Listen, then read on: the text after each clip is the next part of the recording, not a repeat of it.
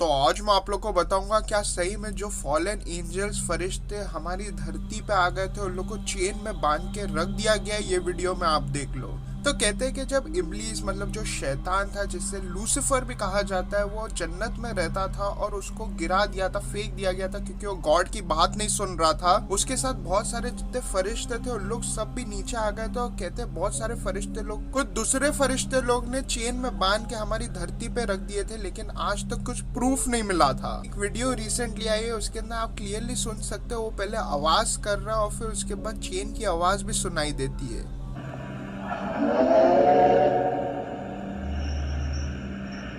I hear the chains?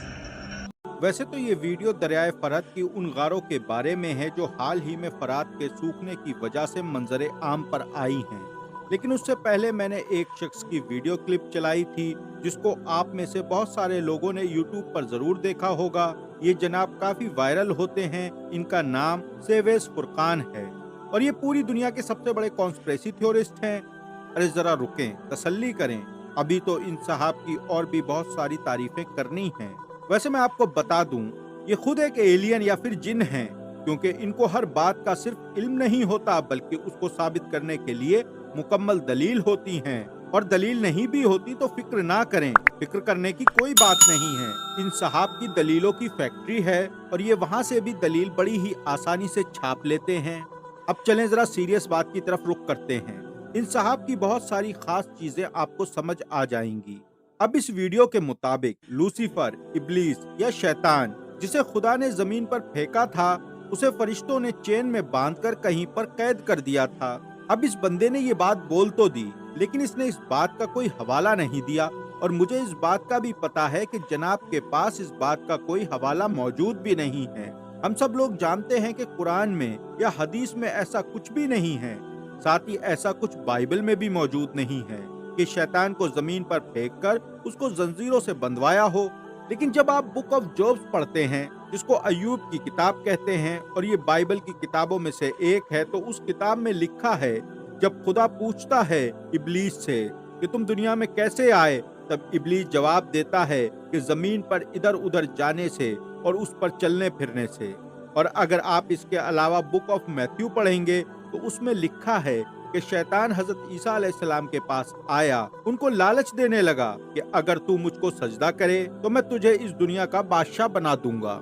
इसके अलावा अगर हम कुरान की बात करें तो कुरान में अल्लाह रब्बुल इज्जत ने साफ तौर पर इरशाद फरमाया है कि शैतान ने अल्लाह से कयामत तक की मोहलत मांगी है और अल्लाह ने भी उसको मोहलत दे दी है।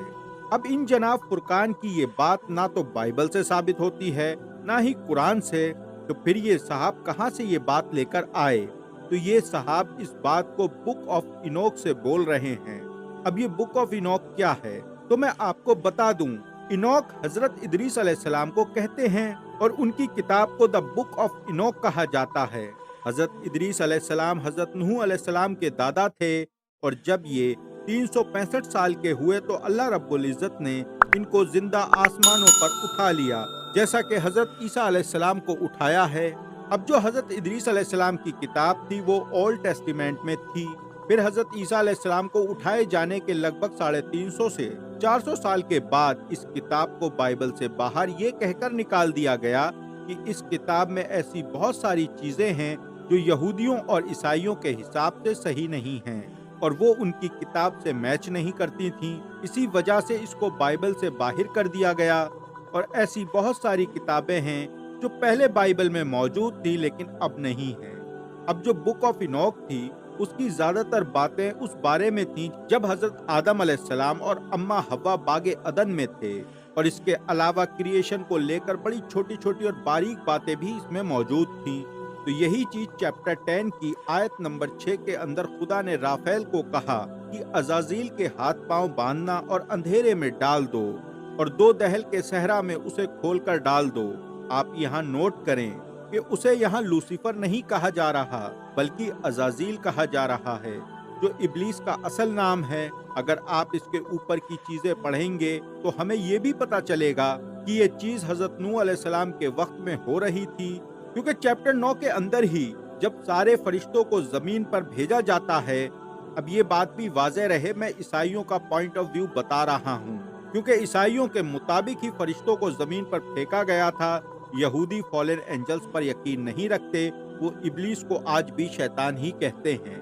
और मैं यहाँ पर ये बात भी वाज़ेह कर दूं कि मैं इनको ऑथेंटिक बिल्कुल नहीं मानता, लेकिन क्योंकि मैं फुरकान की उस दलील की सच्चाई आपके सामने लाना चाहता हूँ, इसलिए इतनी डिटेल्स में ईसाइयों के नजरिए पर बात कर रहा हूँ, ताकि हमारे लोग जाने अनजाने में इन बातों को हकीकत ना समझ लें। अब जो फॉलन एंजल्स थे, उन्होंने देखा कि प्रॉफेट इनोक यानी हजरत इदरीस अलैहिस्सलाम की नस्ल की बेटियां बड़ी ही खूबसूरत हसीन तरीन हैं, तो उन फॉलन एंजल्स ने उनसे शादी कर ली और उनसे बच्चे पैदा किए।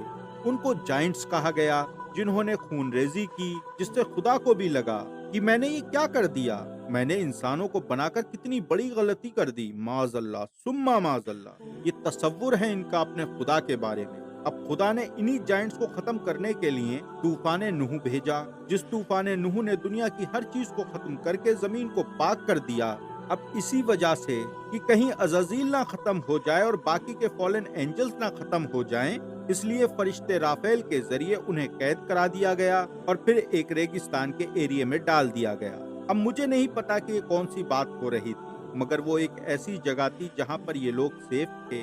अब मैं आपको पहले ही बता चुका हूँ कि मैं इसको ऑथेंटिक तो बिल्कुल नहीं मानता, और आप इस बात को भी बेहतर जानते हैं कि नूह अलैहिस्सलाम के जमाने में वो तूफान क्यों और किस लिए आया था, क्योंकि ये अल्लाह की तरफ से उस कौम पर अजाब था। दूसरी बात, मैं इस नजरिए के जाइंट्स पर भी यकीन नहीं रखता हूँ, क्योंकि इस्लाम में वाज़े तौर पर ये बात बता दी गई है कि फरिश्तों का कोई जेंडर नहीं होता, ना ही फरिश्ते कुछ खाते हैं, ना पीते हैं, ना शादी करते हैं और ना बच्चे पैदा करते हैं, जबकि ईसाइयों के हिसाब से फरिश्ते अल्लाह के बेटे हैं। माज़अल्लाह सुम्मा माज़अल्लाह।